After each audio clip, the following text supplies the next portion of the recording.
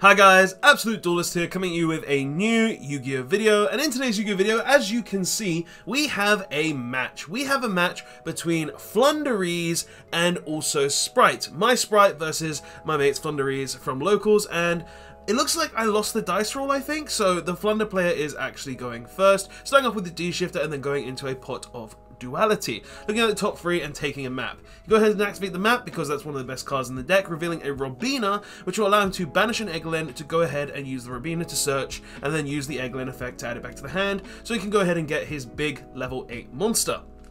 So with the Robina, he does add the Wind Barrier statue. We ash the Egglin, and we use a Bestial as well to go ahead and banish his Dimensional Shifter, just so we can have the body on board and search during the end of the turn as well, because he could just additional normal summon the Wind Barrier statue.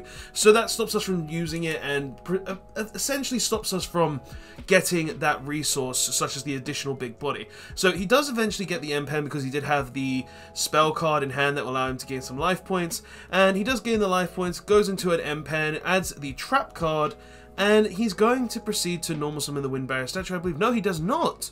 Okay, probably because we can just beat over it from the looks of it. So at the end of the turn, we do resolve the Magnuma, adding to hand a Druis Worm. So we've got the Druis Worm, he's got the M-Pen, so we can't use any of our attack position monsters' effects, which is kind of upsetting, but we can still play and see what happens. So let's go ahead and see what we do on our turn. We've drawn for turn. We're starting off with a Spright starter. Okay, so we're going to see what we can get. We can't sadly summon the Druis Worm after using the starter, but it should be all good. So we go ahead and special the blue, grab the carrot so we can have that negate for the winds that he added to hand, because it could give him literally just free resources. And let's go ahead and see what we do. So we special summon the carrot so we're able to go ahead and negate it. It's specifically in defense, because if it was an attack, wouldn't be able to use it due to the M-Pen. And then we special summon the jet, which is going to allow us to grab a spell or trap.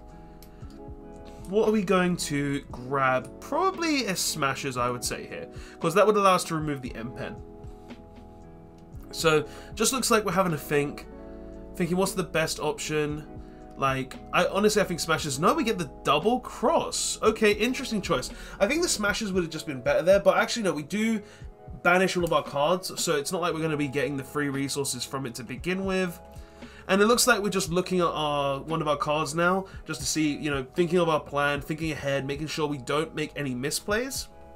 Because we want to make sure that we don't mess up, because him just being able to additional normal summon at any point in time, it can be pretty bad. So we're going to go ahead and read the M-Pen, just making sure of its exact text, probably like the effect where it says you can discard a Floowandereeze in hand to go ahead and half the attack of a monster. And we're just kind of currently contemplating, I think. So what are we going to make? So we overlay the 2 and we make the ninja number 2. Interesting choice. It does force him to attack with the M-Pen. So if he does choose to use that, it means that he can't go ahead and get free resources, because we can just go ahead and negate the M-Pen, and he can't actually kill it. So there's not really an easy way for him to out the card, and it puts us in a pretty decent position. So we go ahead and set one. That's probably the double cross, so we can go ahead and attach an M-Pen or another monster onto our number 2. And he goes ahead and uses a Prosperity. That's very strong, just being able to banish 6 cards. Floowandereeze do not need their extra deck at all, to go ahead and get any card from the top 6. So Dark Ruler, Gold Sark. He takes the Dark Ruler, probably to go ahead and guarantee that he can go ahead and just negate the ninja and just not have to deal with it at all. So he goes ahead and now reveals Robina with the field spell, banishes the winds, okay, and he goes ahead and adds Egglin back to hand and grabs a Toucan, which will most likely get the unexpected winds back to hand, just so he can go ahead and tribute one of our cards. So he goes ahead and normals Egglin, that resolves. Going ahead and grabbing probably... Oh, he goes ahead and actually grabs an Apex Avian. I was thinking he was grab the Riser just so he can guarantee that he can get over the Shadow Mosquito. So we go ahead and now double cross. Okay. Interesting choice there to just guarantee the double cross. But he tributes the M-Pen. Okay. And he steals the Magnuma. That's very strong. It means that, yes, he's still forced to attack, but he can go ahead and Dark Ruler whenever he wants. But no, he did tribute off the Shadow Mosquito, and that looks like it's going to be game pretty much. I don't think it's exact game, but no. Okay, so we got another turn. We're going to go ahead and use another Magnuma, going ahead and banishing a Jet. seeing where we can go for this. Maybe he'll negate with the Apex. He does go ahead and negate with the Apex. Then we go ahead and do the Druis Worm, special summoning the Druis Worm. We draw for turn. Like, I don't know what we do with the Magnuma and the Druis Worm. Like, there's not a lot we can actually do. Okay. Like, we can't normal summon. He does have the wind still, so it's like he can gain the additional normal summon whenever he wants. Which is very good, because he could just summon the Apex. And we can't actually beat over the Apex, and he can just tribute the dragon, because he's got the unexpected winds. Or the unexplored winds, I believe actually it's called. So we're currently just thinking what we can do here. Okay, like where's this going to go? So, like this is one of the things, you just got to be very careful. Oh, so we do have a Druis Worm, another Druis Worm, so we special summon that. And we go battle phase, and just deal a ton of damage from the looks of it. So we can't get game, but we are just going to deal as much as we potentially can. Alright. Also, going into the battle phase does stop the trap card giving the additional normal summon. So we go ahead and link 2 here. Summon out a dark. Okay, we link 2 again, going into an elf. No, we're going to a Sprint. Sprint is going to go ahead and spend the Angler. And then we're going to special summon 2 beavers. Oh, we special summoned a Saronir by accident. So we're going to go ahead and correct that. Then we go ahead and summon the beavers, and then we're going to go ahead and make a gigantic. Gigantic effect is going to go ahead and summon out a blue. Okay, and then blue is going to go ahead and grab jet. Then we go, what do we go next? We go ahead and grab the starter. I don't know, maybe it would have been better to get the smashers there. Like, we haven't used it yet. So we get the blue, we get the starter, we make the elf. Elf is going to revive the carrot. Just giving us that negate, which is pretty good. Not bad whatsoever there. And I think that would be the end of the turn. No, we're going to link one more, and we're going to make... Oh, we make Pit Knight. Because just having the extra imperm is just going to be very strong. Yeah, makes sense. But I don't think he's used the Dark Ruler. I don't know. Did he use the Dark Ruler earlier? I don't think he did. No, he did. He definitely did. So you're going to go ahead and reveal the Egglin. Go ahead and banish the Stry, normal summon the Egglin, use the Egglin's effect, and also go ahead and use the Robina's in banished effect to add it back to hand. Okay. Like, what's the plan here? So, we're going to go Elf effect, target the Sprint, and then we're going to go ahead and attempt to negate with the Pit Knight. And then we're Smashers. So we already had the Smashers, so we didn't have to worry. And then we're going to banish 2. Getting rid of that, and the winds, just preventing him from being able to tribute one of our cards. Alright. That's very good, because it does mean that he can't basically get the free advantage. And we summon back the Sprint, but the Sprint doesn't really do anything here. So I don't know why I summoned back the Sprint. Well, I didn't really have much other options now that I think about it, but like Sprint doesn't really do much either. Like if we had an Xyz monster, it could be very strong, but because we don't have the Xyz monster, it doesn't really do anything. It's just there. It would have probably been better to just summon something in defense. So he goes ahead and grabs the Egglin, grabs the Toucan. Okay. He normal summons the Toucan to grab the winds back from the looks of it. I think he's going to grab Stry with its effect and winds back. Okay. So where's this going from here? He goes ahead and uses the winds.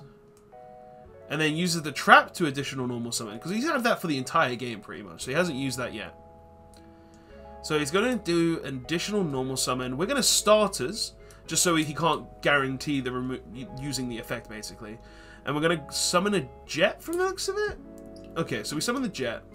Summons the Stry actually. Okay. So Stry is going to banish something, gain the additional normal summon, and we add another starter with the jet effect. So he goes ahead to tribute the Pit Knight, I guess? Yeah, he tributed the Pit Knight to summon the Apex Avian. Smart choice, because if you do just destroy, it comes back at the end phase. And then he sets the 2? He set the 2 with the trap card. Okay. Like, I don't know why you would do that, but I guess it kind of makes sense, in a sense. Okay. So, where does it go from here, though? Like, we're not dead, because we still got, like, 3,400. 4,300, sorry. But it looks like we just passed after that. No, we didn't. He drew for something and passed. I don't know why he drew. So we're looking at our hand, looking at our options. We do still have that set. We're going to go ahead and Sorinir, banishing the Gigantic. Summon the Sorinir. Okay. Flip the Carrot. Okay. Going to attempt to attack. And he Books of Moons the Sorinir. Because that would have been exact game if those went through. So, because of the Sorinir's 25 and into the Flues, I'm pretty sure that would be game. Like, yeah. So sadly, he just had the Book of Moons, so we weren't able to crutch that with the Sorinir there, which is actually kind of unfortunate. So, just looking for our graveyard now, seeing if we've got any other options. See if we can actually play. I think that just might be it. We're going to go ahead and starters now. Okay, will he Apex? He does Apex Avian to negate that. And at that point, I think it's just game, and we're going to go on to game 2. Yeah, we go to game 2. Okay, guys, so game 2. Let's see how this is going to go. Now, game 1 was sadly unfortunate because he did have the Book of Moon, so we weren't able to close it. But let's see how game 2 is going to go. So, we're going to start by normally summoning Pixies, and we special summon a Spright Blue. That's going to grab us the Jet. Jet's going to go ahead and grab us the Double Cross. Just standard plays at this point, Double Cross being one of the most powerful cards in Spright. Then we're going to link into a Sprint, and Sprint is going to go ahead and send the Angler most likely as well. And we're going to summon 2 Beavers from the deck. Very strong, but he chooses to Ghost Reaper there, revealing a Gigantic Spright. That's actually very hard, because now we don't have really the best option in our X deck, and we can't use the Sprint there. That's very unfortunate, just him being able to take away the Gigantic Sprites. So let's go ahead and see how we can play around this, see what kind of board we can actually end on, seeing as we don't have access into these other cards now. So it looks like we're just thinking, trying to figure out what the better play is to make, because we can't just get the free resource from the deck at this point. And we do technically need to have that zone free underneath the Sprint. So we're going to go ahead and link 2 from the looks of it. We make an Elf, meaning we generally can't use the Double Cross at this point. But we do special summon a Jet again from the grave with the Elf effect. And we're probably going to make an Xyz play. Just because the Xyz play means that the Double Cross is still live, and it guarantees that we can, you know, steal something at least. So we overlay the 2, and we summon Cat Shark. Now, that's actually a bit smart, because Cat Shark, in this situation, cannot be destroyed by battle, because it has a water on it, and summoning the Ninja here could just get Dark Ruled again, so having the Cat Shark means that it keeps our stuff alive. So he goes ahead and grabs Evenly Matched. That is very, very strong there. Like, that is a very, very good card, but it looks like he's gonna go, I'm gonna go summon Blue, but I have 3 sets, so we're gonna see what we do with these 3 sets, because he's got the Evenly now. That is gonna be very, very hard to deal with. And we go ahead and summon the Jet, and it seems when he entered the battle phase we had Starter, so we go ahead and use Starter's effect to go ahead and summon the red, or the carrot, sorry, to go ahead and negate the Evenly Matched so we don't lose all of our cards. So that's very, very strong there, meaning that we basically don't lose. But he goes ahead and activates Map now. Reveals the Egglen, banishing the Robina again, most likely. Yep. Summons the Egglen, and we imperm the Egglen. He goes ahead and banishes it with the spell cards. Go ahead and guarantee both searches will resolve. Okay. And let's see what happens from here. So, he's gonna guarantee that he has the Robina back in hand and the additional normal summon. So, will he be able to further extend from this point? So he grabs a Toucan, though. Interesting choice grabbing the Toucan, okay. And what's he getting with the spell? With the spell he gets the M-Pen, seeing as... No, he could probably grab these Toucan with the spell, and then the M-Pen was grabbed with the Egglen, that was it. And then he's going to normal summon the Robina, and Robina's going to go ahead and grab from deck to hand a Stry, okay. Probably just trying to banish more cards. Normal summons the Stry, going to go ahead and banish the spell with it, to go ahead and then tribute into the M-Pen, okay. And we go ahead and double cross to just attempt to steal the M-Pen again, but he doesn't have the enemy controller this time, and we go ahead and put it underneath our Cat Shark. Very nice. He goes ahead and gets the additional normal summon spell, and what's he going to do from here? So he does go ahead and normal summon Toucan, he goes ahead and adds the spell back to hand, allowing him to just gain an additional 500 whenever he wants. He sets 3 cards of his own, and it looks like he's probably going to pass there. But in the end phase, we are going to go ahead and use our Druid Worm on his Ghost Reaper. No, we don't. No, we use Starter. So in our draw phase, we go ahead and use it instead, because we'd use Starter, so we technically couldn't be able to summon it in his end phase. So we draw for turn, then we summon the Druid Worm.